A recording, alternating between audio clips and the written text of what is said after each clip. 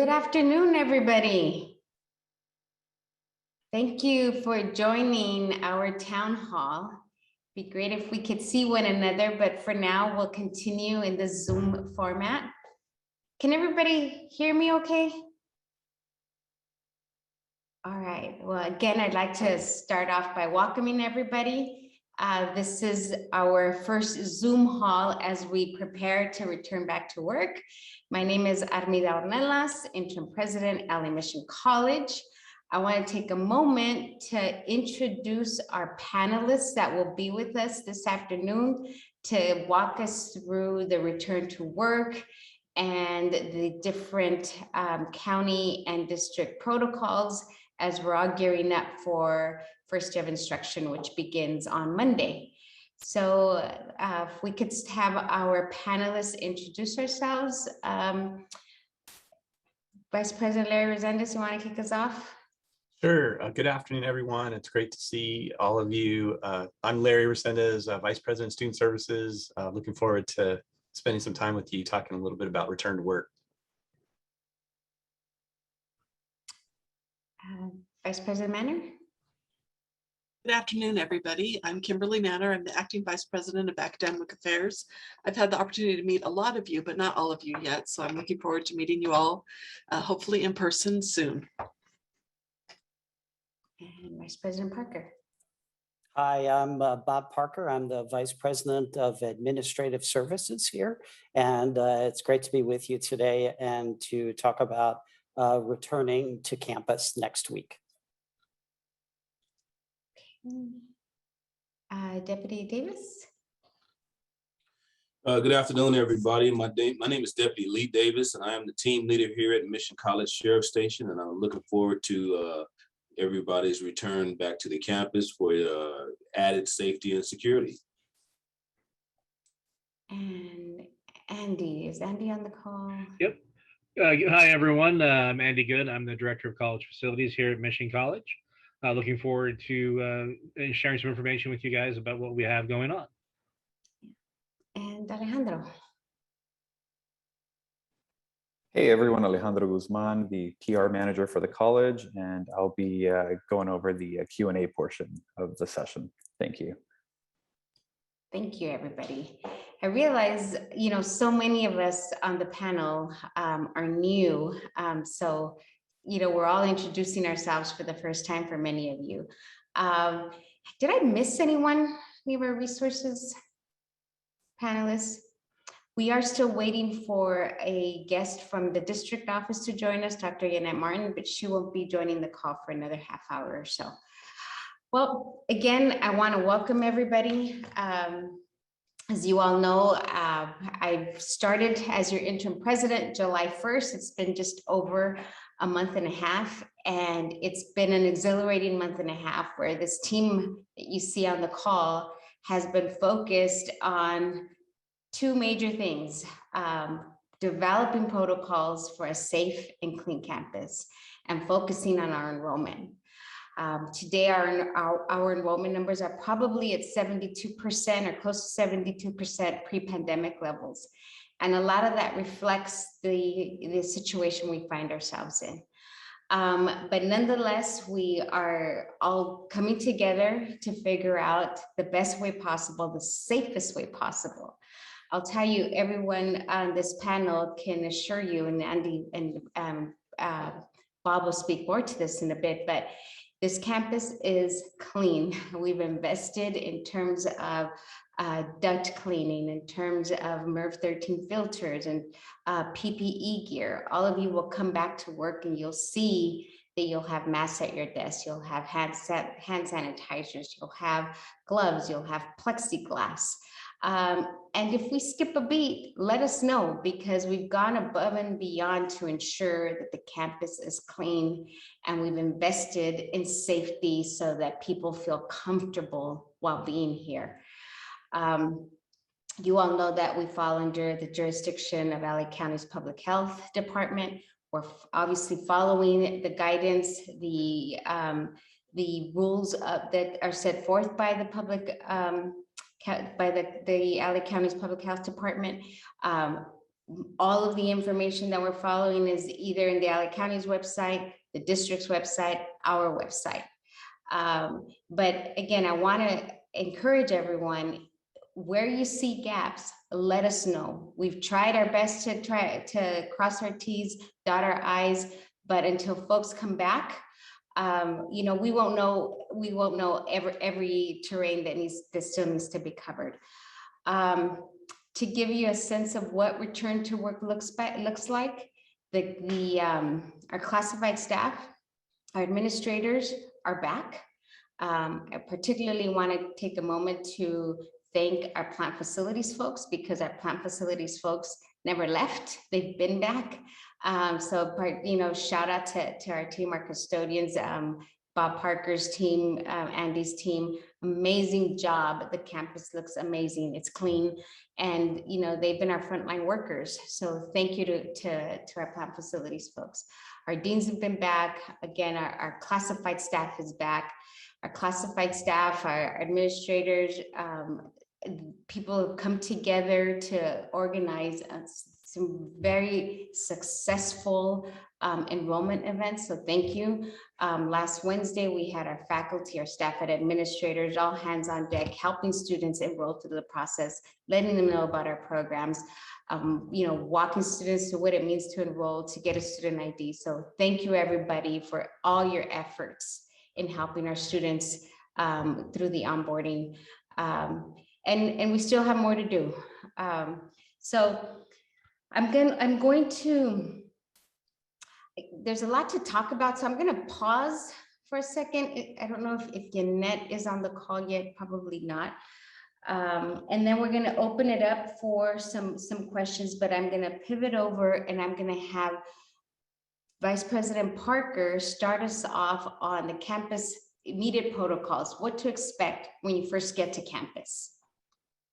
Yes, great. Thanks, Dr. Ornelas. So we've had some protocols that have been in place for a while, but it's probably is good to remind us all of those protocols. And the first one, probably the most important one, is that self-check screening that we should be doing every day before we come onto campus. And it's number one, it's something that the county is asking us, actually telling us to do.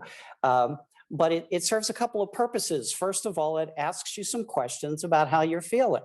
Are you experiencing any symptoms? And it basically says if you're experiencing symptoms, don't come to campus. But number two, if you are coming to campus, it also asks where you will be on campus. So will you be in the campus services building? Will you be in the collaborative studies building? We all probably will be in the parking structure, at least at one point during our day. And what that does is that it helps with any eventual contact tracing that might need to happen. So it's really important that we do the self-check screening. And also, we've been sending out information about the COVID-19 training, which is also required. And for our faculty members, the completion of the COVID-19 training isn't required until September 30th. It takes about an hour to do the training, but some useful information. For those of us who are on the staff side, administrators and staff members, we were supposed to have completed that training by August 1st. So if you haven't completed it yet, please do so. It's, as I say, it doesn't take that long, and it's helpful information for us. I also want to remind us, and you will see signs all over campus reminding you, every building that you enter, you'll see a sign that says, number one, did you remember to do the check-in? And there's actually a QR code there that will take you to the check-in if you haven't done that. And it also reminds us to wear masks. And so we are required, and it's a county requirement. It's also now a district policy that we wear masks when we're indoors. And if we're outdoors, we should be wearing masks if we are gathered in a group.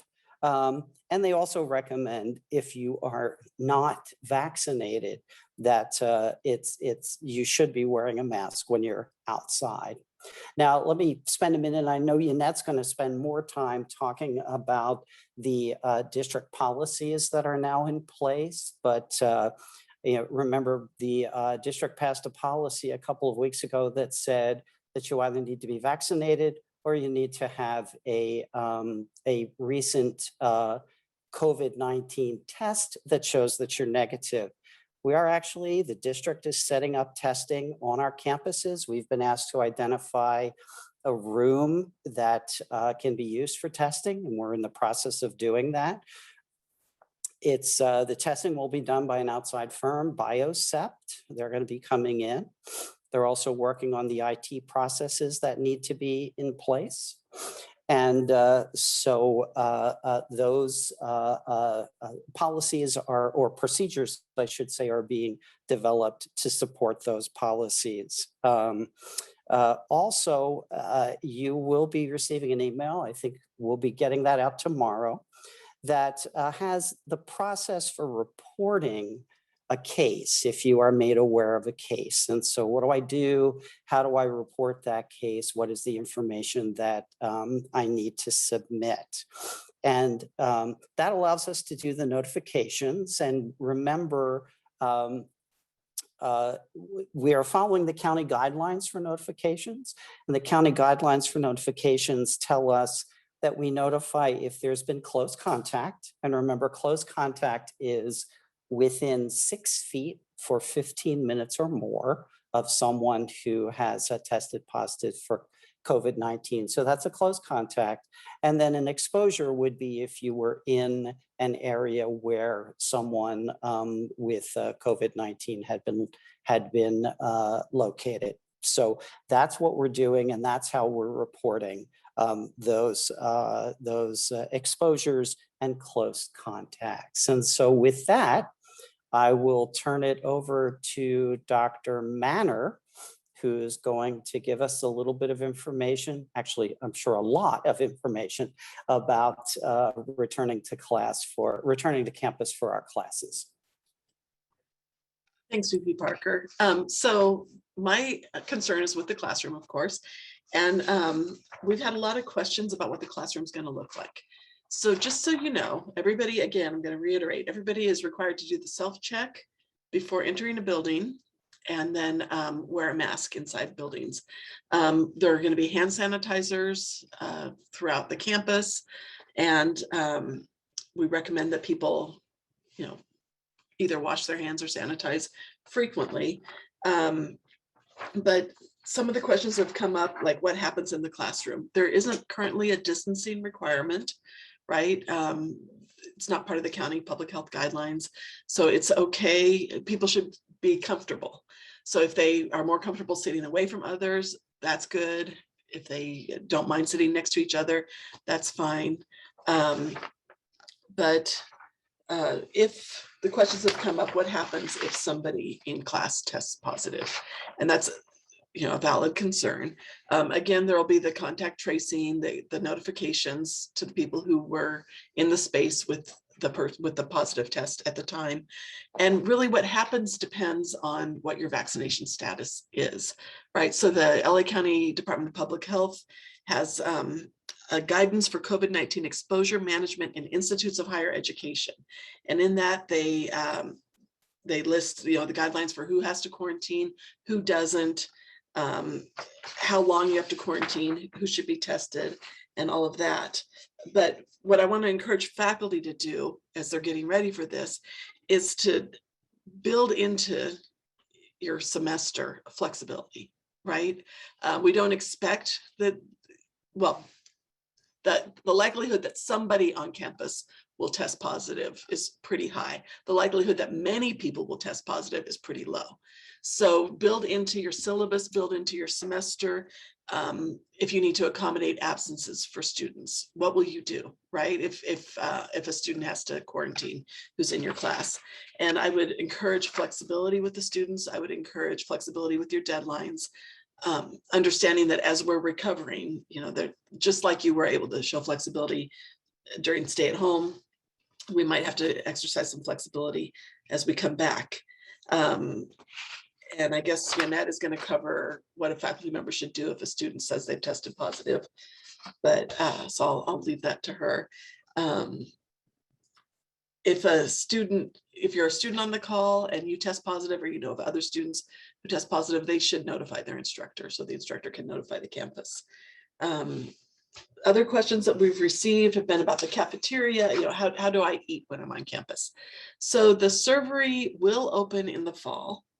We don't know yet the date that it will open. We have to do some, what to deep clean. The building hasn't been used for a while, right? So we need to do the deep clean, the Department of Health permits, staffing up and all of that to fully meet the student demand for the fall.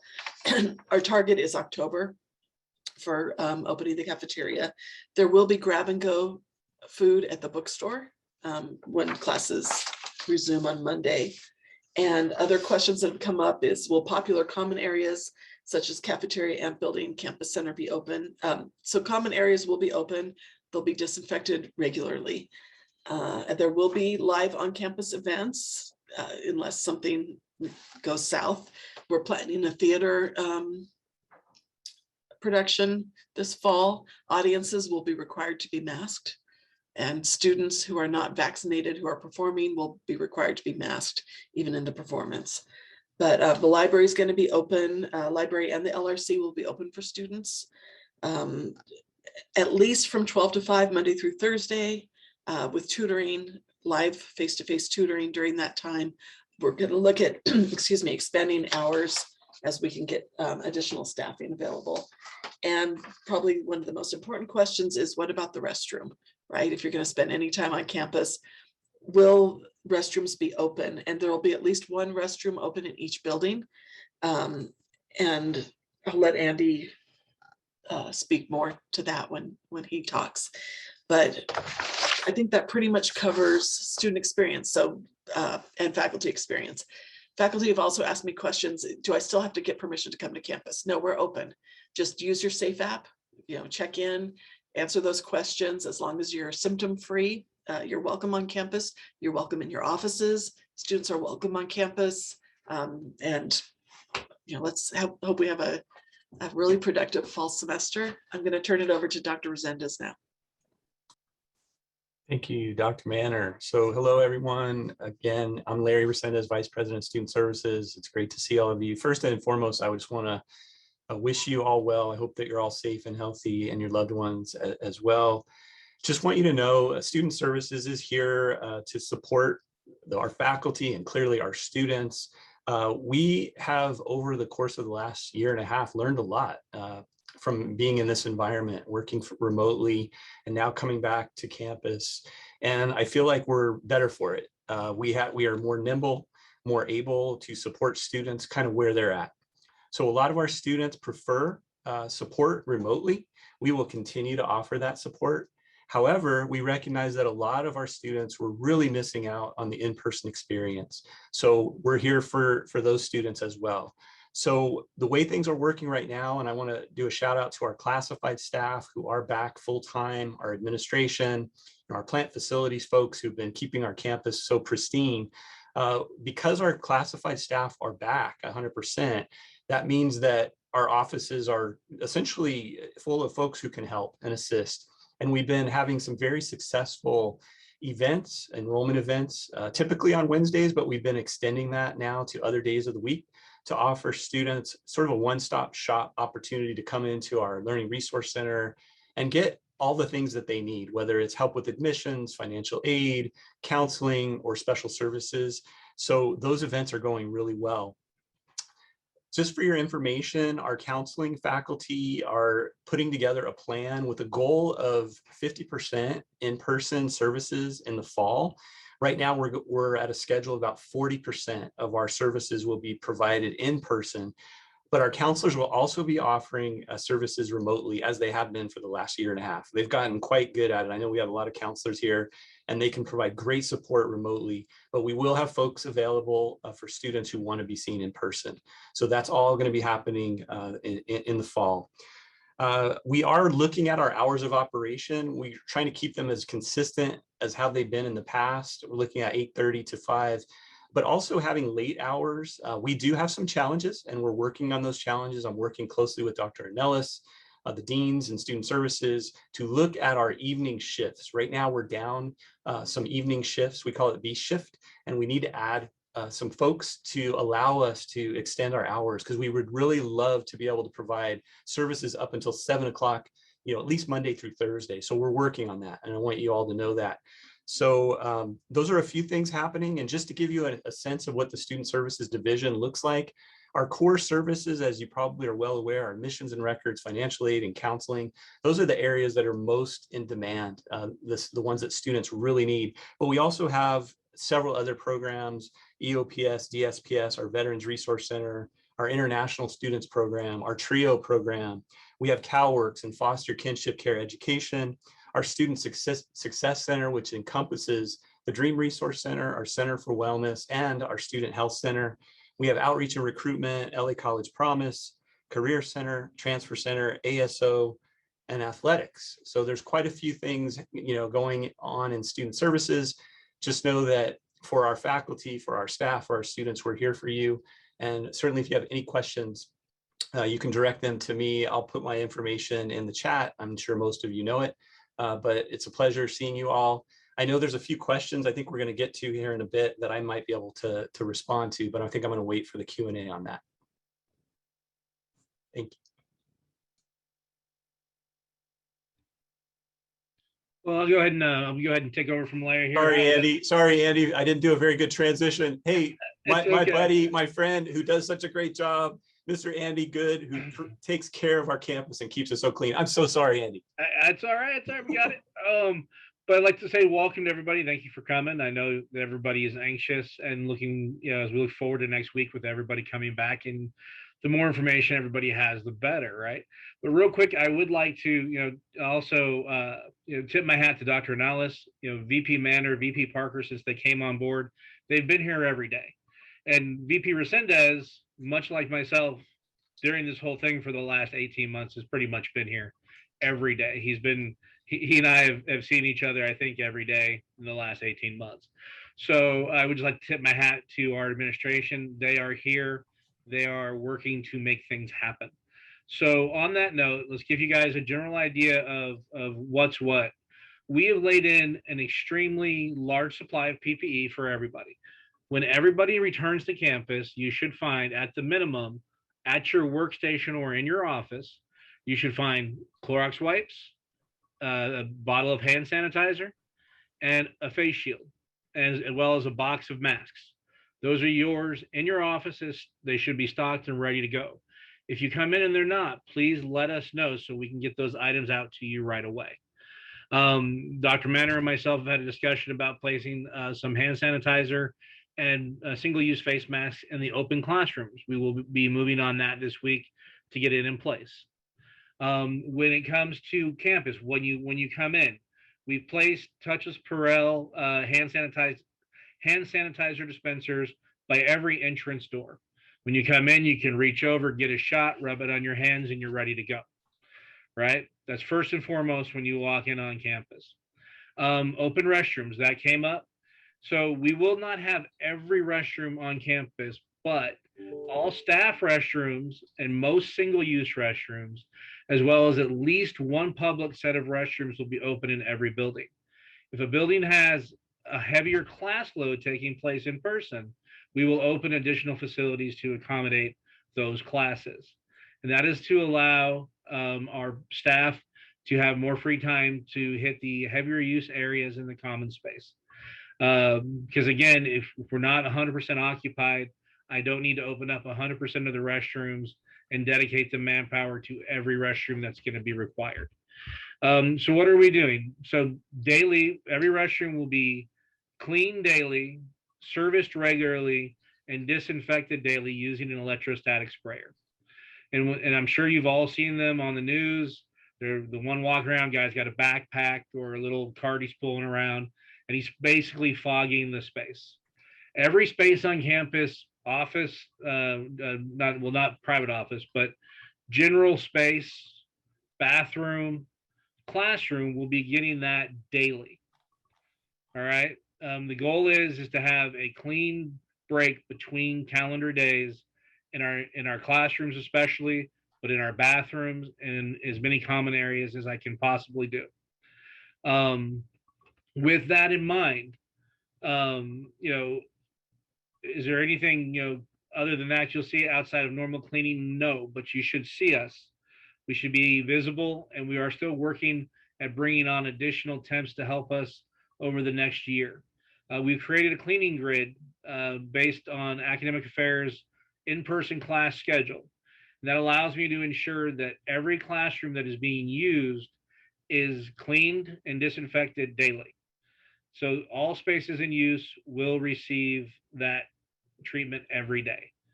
When it comes to CDC recommended enhancements in HVAC, we've looked at a great number of things that have come our way. We've had a lot of vendors that want to call and sell us things over the last year. And what we've come down to is 3 basic strategies: increasing outside air, upgrading to MERV 13 filters where equipment allows, I should say increasing outside air where equipment allows, and installation of pathogen killing devices in the ductwork itself. These are things that are strategies that are feasible for Mission College, that'll work in the equipment that we have, and we move forward. So MERV 13, every piece of equipment that we can upgrade to MERV 13 has been upgraded to MERV 13. Every piece of equipment where I can increase the outside air coming into a building, we have increased it. Pathogen killing devices, we've purchased and committed over $600,000 to pathogen killing devices. We have them installed in some buildings. We're still moving forward. When the supply chain catches up here, we will get them installed. Those are the big strategies that we brought forth, which were CDC recommended and have been recommended during the entire pandemic. So we covered restrooms. And then I think overall, we have a very large stock of PPE. If you guys need something when you're here on campus, worst case scenario, you call facilities and we will get it to you. Whether that be masks, hand sanitizer, face shield for staff and faculty. We have a good supply of plexiglass barriers, even though no longer recommended, but we have them, and we have been installing them with Larry's classified staff over in the IA building. And we will do the same for anybody that requests it. I think that probably should cover everything.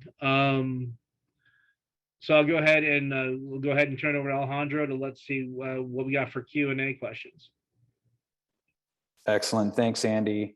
And so, this next portion, the Q&A session, was really designed with all of you, our students, our faculty and staff in mind. The purpose of this event, again, is really to address as many of the questions as possible that you guys have all had. And so thank you to those of you who took the time to email me and submit your questions. We will begin with those. And I'll tell you, we have a few dozen questions that came in. And so I'll start right from the top. Who is in charge of checking for proof of vaccination, and what will enforcement of this requirement look like?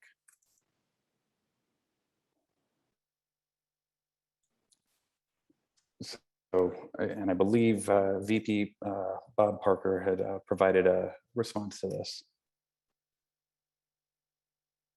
Bob, maybe I can jump in too. I think ultimately, I mean, it's a heavy lift, and the district is really working on this. And I know Betsy Regalado, one of our associate vice chancellors, is working on establishing a protocol. It's a vaccination self-attestation process. So essentially what's going to happen is students will upload their vaccination status onto our student information system. Our A&R folks are being asked to be the designated individuals to kind of do the processing of all of that information. It's a lot of work. It's going to require possibly overtime, possibly adding some additional staffing in the admissions and records area to just keep up with the flow. Because you can imagine when you're talking about thousands of students, information, it's significant. So that process has not been fully developed. It's in the works and very close to being unveiled. Yannette Martine may have more information on that. Bob, I'm not sure if you do. All I really know is I've been asked and tasked with working with our Dean of Enrollment, Amari Williams, on identifying a designee or designees from admissions and records who will be responsible for kind of doing the oversight of the processing of those vaccinations. So that's what I have for you all. I know it probably doesn't answer all the questions you have, but perhaps Dr. Martine or VP Parker can add. Well, thanks, Larry. I'll just jump in quickly, and thank you. I couldn't quite get unmuted fast enough, but thanks for filling in that information. And you're absolutely right. The procedures that will be in place for recording this information in the student information system are actually being worked on right now. And so the idea is that it would be something that would be recorded through admissions and records, and it would be something that would be maintained in our student information system. And so that's something that's happening at the district level as we speak. And Dr. Martine, when she joins us in a few minutes, may be able to provide a little more information about that. Excellent. So I'll move on to the next question. If an in-person student tests positive, what is the quarantine process for the class? Does everyone move online for 2 weeks? Are only unvaccinated people required to quarantine? Okay, so I have a long answer to that. Listen for the part that you care about, I guess. So I'm going to read from the guidance from the County Department of Public Health. It says exposed students and employees must self-quarantine and monitor, and it defines what that means, and monitor for symptoms for 10 days from their last contact with the case while infectious. If they remain asymptomatic, they're released from quarantine after day 10, but must continue to monitor their health and adhere to COVID-19 precautions through day 14.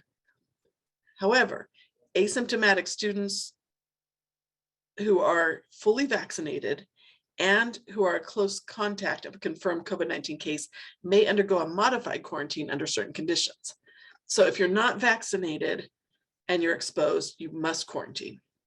If you're vaccinated and are a close contact, you should test 3 to 5 days following the date of the last exposure and adhere to the quarantine until you receive a negative test result. You're not allowed to participate in on or off campus social activities, including attending or playing in sporting events, team practices, training competitions. Reading through, because it talks about people who live on campus. They are not, let's see. While on modified quarantine, the students should not go to any indoor public or community setting that is off campus, such as restaurants, bars, markets, and offices, nor attend any outdoor gathering off campus. If a student declines to test, they must follow the modified quarantine for 10 days after the date of exposure. So that's if you're asymptomatic and vaccinated, you can test, and if you have a negative, you don't need to quarantine. If you refuse to test or have then you must do the full quarantine. I'd like to add to that. You know, I should have mentioned this early on. Our safety officer on campus is Vice President Bob Parker. So all incidents of COVID positive our first notification is to Vice President Parker. He then, well, why don't I turn it over to you, Bob, and you can then say what happens once you receive the positive COVID testing alert. Certainly, and thank you, Dr. Ornelas. And so this is the information that will be going out to all of the campus tomorrow morning. The form that you would complete if so you are notified that someone has either tested positive for COVID-19 or has those COVID-19 symptoms. And so once we receive that form, then we look at where it falls into the reporting requirements. You know, we have had cases reported where the person hasn't been on campus for 2 weeks and they tested positive yesterday. Well, it's helpful information, but it doesn't require us to do any notifications because no one has been either in direct close contact or been exposed to COVID-19.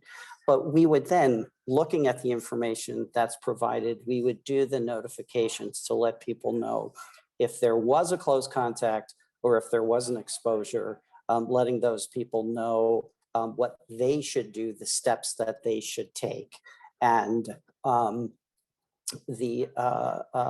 what they are required to do. And I'm sorry, I just saw a question pop up. Are we supposed to report COVID cases from online classes? And the answer is no. What we're tracking here and what we're tracing here are exposures or close contacts to COVID-19. And so if a student has not been on campus, if they do not attend campus, now I should say, if your online student came in to meet with somebody in student services last week, then yes, we do need to know that. But if they truly have not been on campus, then it's nice that they reported it to you, but it's not something that we would need to know or would need to report in any way.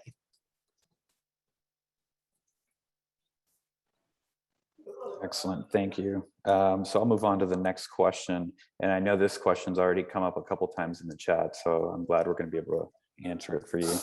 Since regular testing is an option for people who choose not to be vaccinated, can testing be done on campus? Which test will be required, rapid or PCR? Yeah, that's a great question. And the district is contracting with the company that they're currently using for testing of our athletes, and it's Biocept is the company. I don't know at this point which test they will be using. I know that what they use for our athletes is a test that we administer, that our athletic trainers and our coaches administer, and then send to the company for evaluation, and then that comes back to us within a day. That will not be the case with the testing that will be required for class attendance. We will actually have people from Biocept, staff from Biocept on campus doing that testing. I haven't seen the contract. The contract will be going to the board at the September 1st board meeting. So I don't have the information as to which type of test will be administered, but we will certainly get that out to you as soon as, and that will be in our one of our weekly updates, as soon as we know what that testing will look like. Excellent. Next question. If a student has a religious reason for not being vaccinated, would it be honored, and would the student be required to provide a negative test?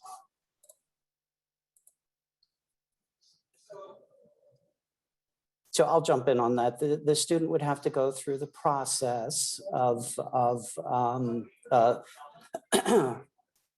indicating why there is a religious objection to vaccination, but then that student would be required to test for COVID-19. So, remember the board policy says one or the other. So you're either vaccinated or you get regular testing for COVID-19. Next question. What should a faculty member do if a student tells them she or he has COVID?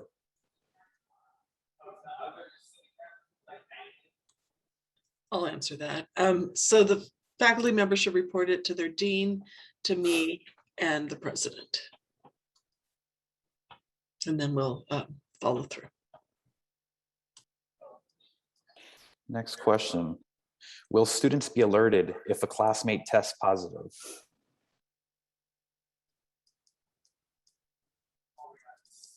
Bob, do you want to take that? Sure. So I will say it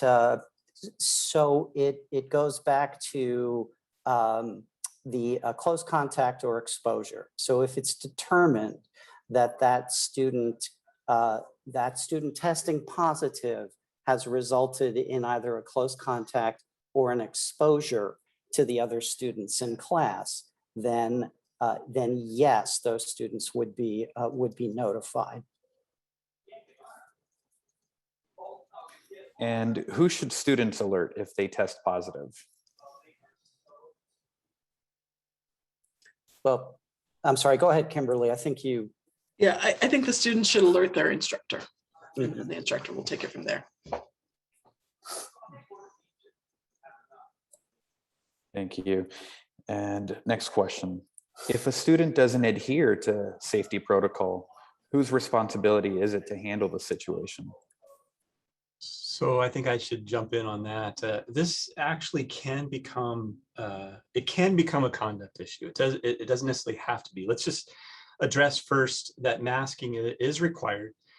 The only exception, and Dr. Martin can maybe add to this, is if there's been an accommodation that's been approved through the local campus's Dsps office.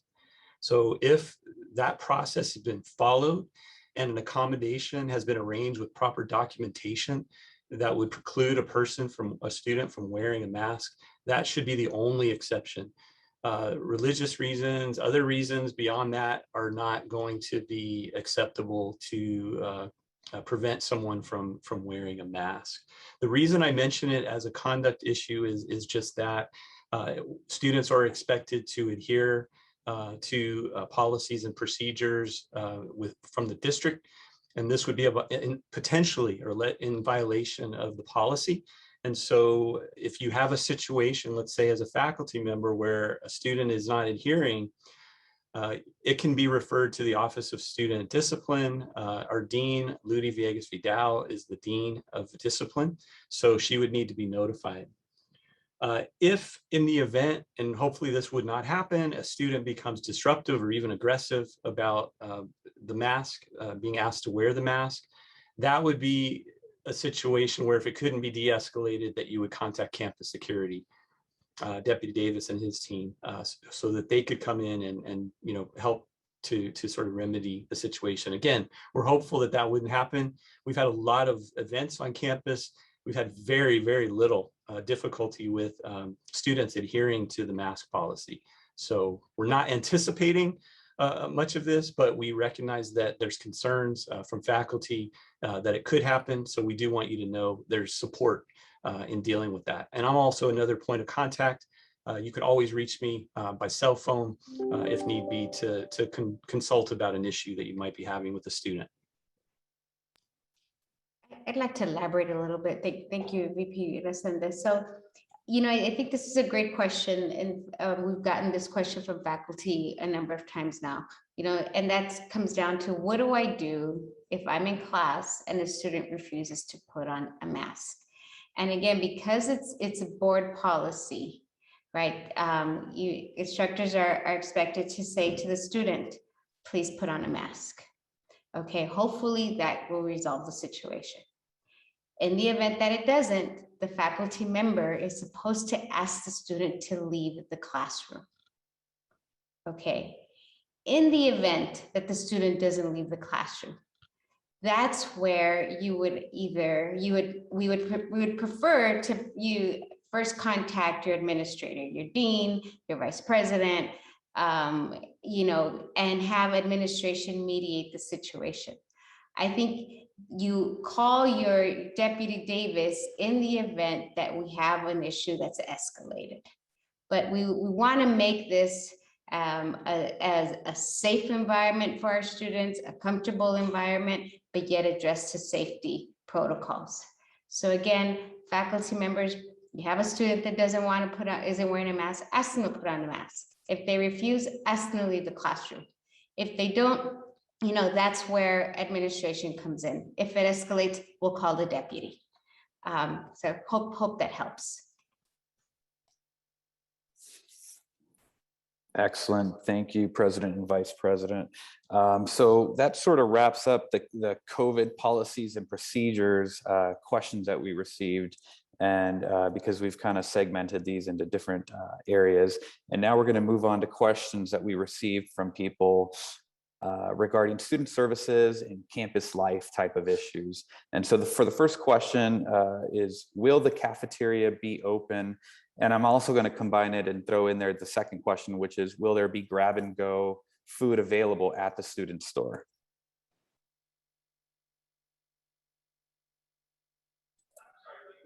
Oh, go ahead, Kimberly. I was going to say, go ahead, Bob.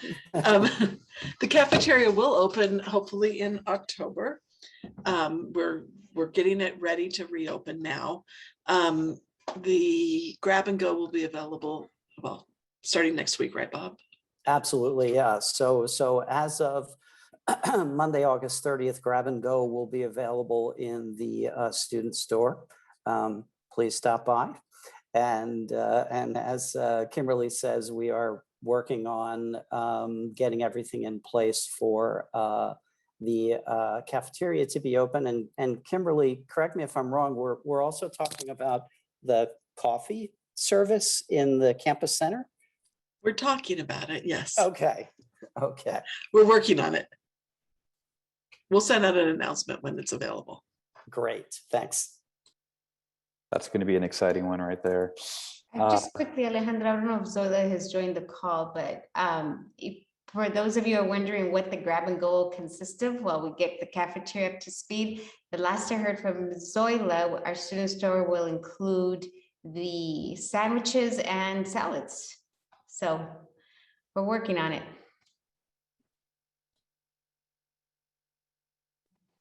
Excellent.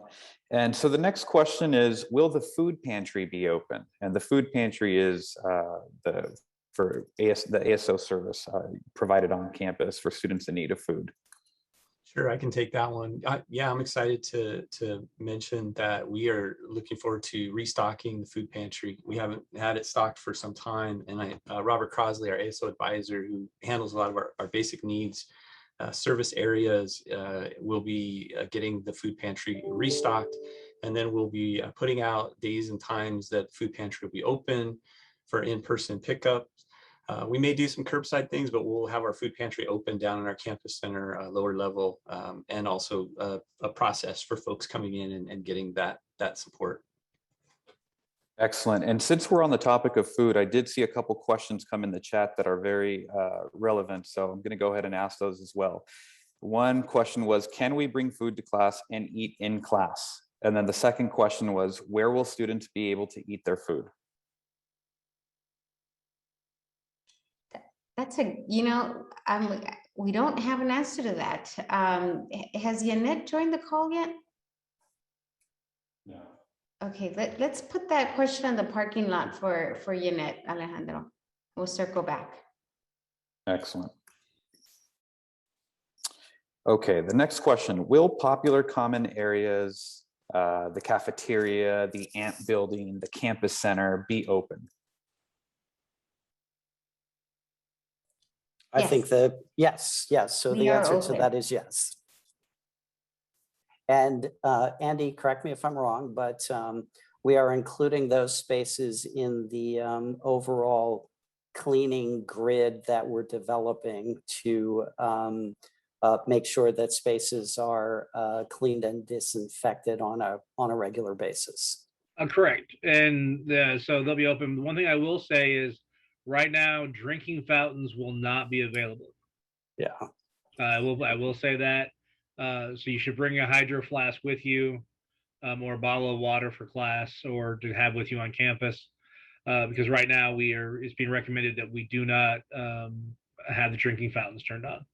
Yeah, we've basically been told by the district to disable all drinking fountains on campus until further notice. So Andy's absolutely right. There will not be drinking fountains available on campus. Excellent, thank you. And Alex from ASO, thanks for being here. These next questions I know are some of the questions that you and your group might have had. So one, will there be clubs? If so, where can I find a list of the clubs? I'm not sure if Alex is able to unmute. He certainly is welcome, Alejandro, if you can do that. Alex? Are you- Absolutely, I just Okay. unmuted him. Go All ahead. Oh yeah. Can you guys hear me? Mhm. Yeah. Oh yeah, hi. Hello everyone. Yeah, I'm Alex, the new ASO Vice President. So for right now, we have our Instagram as our main source of information for everyone to advertise it. I've been talking to students a lot.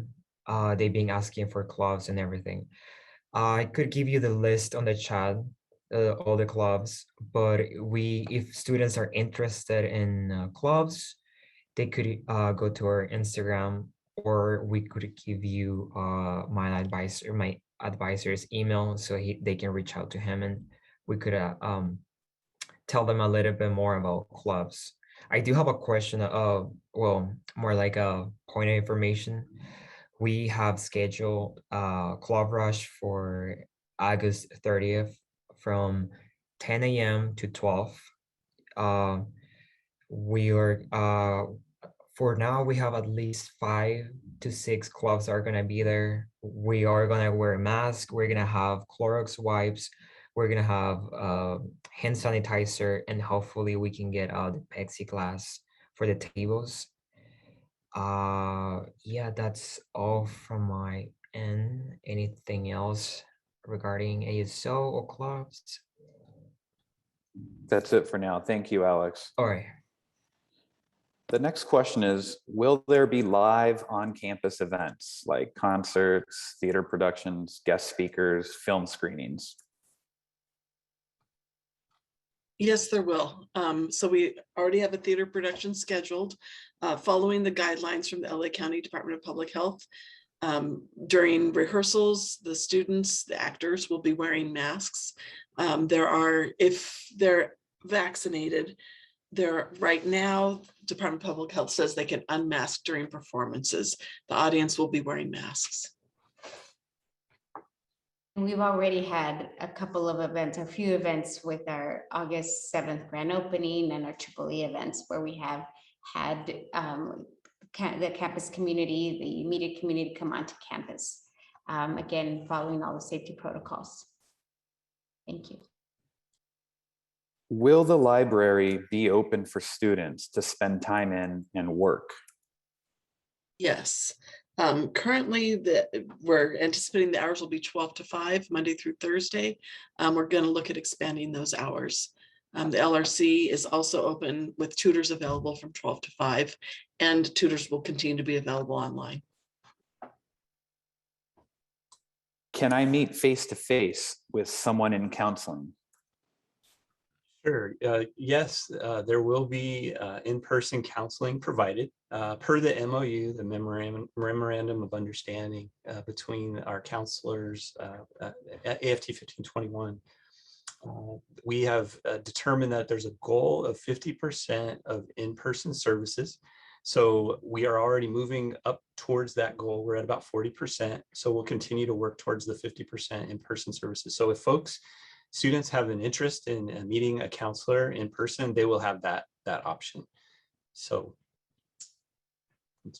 Excellent, thank you. And just a couple more questions on campus life, and then we're going to move into the cleaning strategy questions that we had that Andy can answer.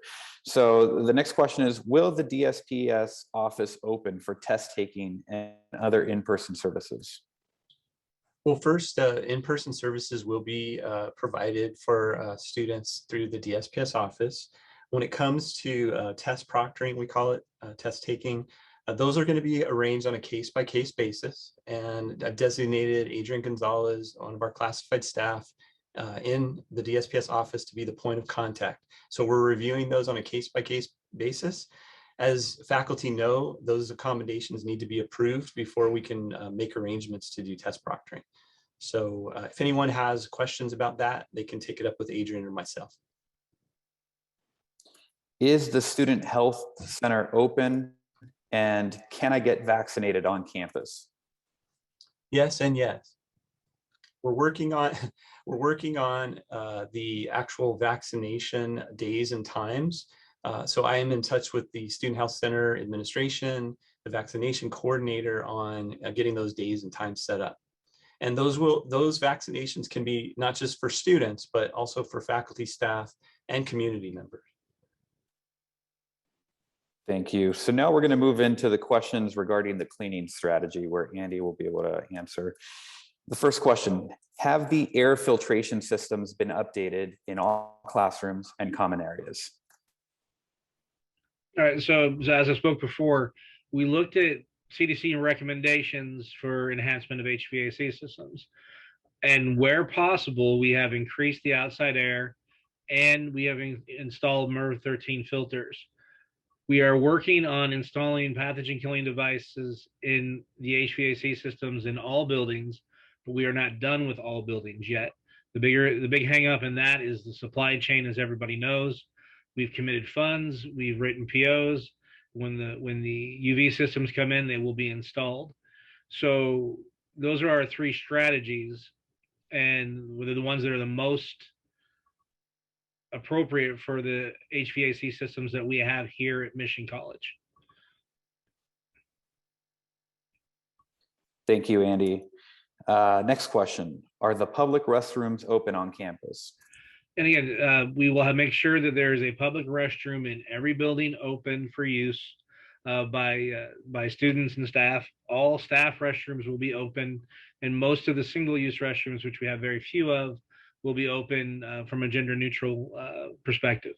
So that's our plan for restrooms at the moment. And again, as I said, as we bring on in-person classes, as the class load increases in a building, we will have to look at bringing on additional bathroom facilities to ensure that they're adequate. And how frequently are the public restrooms cleaned? Every restroom is cleaned daily, serviced regularly. And then again, as we said, we're going to be electrostatic spraying everything daily as well, which is, for disinfection purposes. Excellent. Thank you, Andy. And so that wraps up the questions that were pre-submitted by email. And so I believe we can take a few questions in the chat if anyone has any follow-up questions. I know we've covered a lot of ground. Alejandro, can I answer one that I saw in the chat about faculty? Somebody asked, and I tried to find it again and couldn't find it. Somebody asked if faculty will be wearing masks when they teach, and the answer is yes. We've purchased some portable voice amplification systems. Did I get that right, Mark? Microphones for faculty use. 60 of them have already been requested, but we have a few more if you haven't yet requested one from your chair that we could lend to people if they feel the need for a microphone while teaching in person.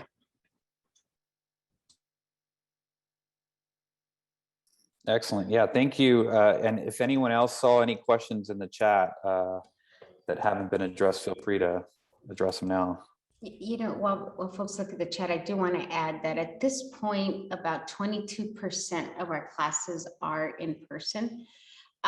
So most of our program continues to be online. And as folks are cautious, return to in-person instruction, when you look at the data, our numbers for in-person instruction our classes are probably 34% filled right now. So at some point somebody asked, how many of our classes are coming back. So I did want to point that out that, again, only about a fifth of our classes are in person. So we continue our classes continue to remain primarily online. And when we are coming back, the fill rate is very low, allowing for the social distancing to go on. If we see that a class is in demand, we will look for a larger venue or look for breaking up the class and add a different section.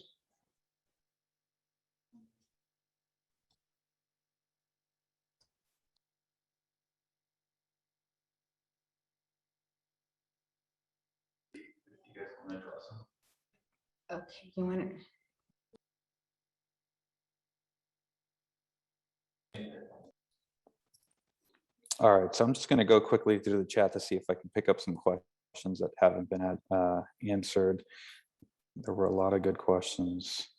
Well, while Alejandro does that, I do want to thank Lil De Silva, who's our WEC chair. She did do a walkthrough with Andy and VP Parker to look at our campus facilities, to add her input on areas that she saw of concern.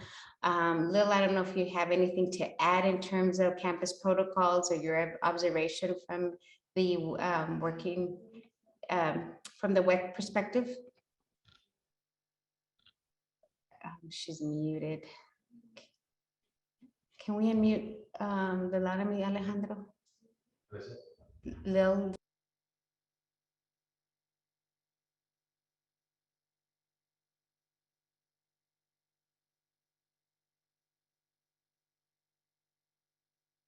Are you able to? Oh, there you go. Oh, hi, everybody. We have a letter going out, I guess one of these days. You know, I put all the details in the letter so that you can have from the Work Environment Committee. We have been meeting a lot, the District Work Environment Committee, and we have been instrumental in getting the vaccines passed by the board, and as well as the you know, all the testing as well, because we were worried about us coming back and contacting the virus. So we have been meeting like twice a week, and I have been working with VP Parker, and Andy has been working really hard to get everything together for you, and I'm keeping up with what's going on as well. So we'll meet on Friday to give you details. I think I'm giving a workshop on Friday, and I have all the documents. So the letter has all the websites and the documents. And I just realized that I need to put some other, you know, particulars in the training on Friday so that you can have it. And it will be available on the Work Environment Committee website as well. So that's it.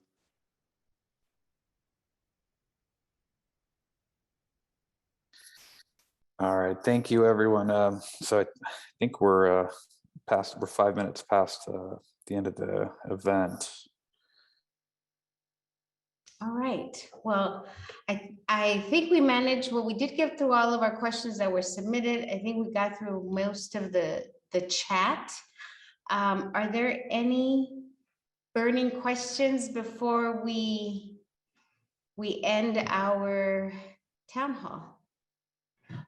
Would the clubs be allowed to meet on campus? Yes, absolutely, Alex. I do want to remind everybody to wear their masks, get vaccinated. That's what we're obviously encouraging all the campus community. Wear your mask and get your vaccination.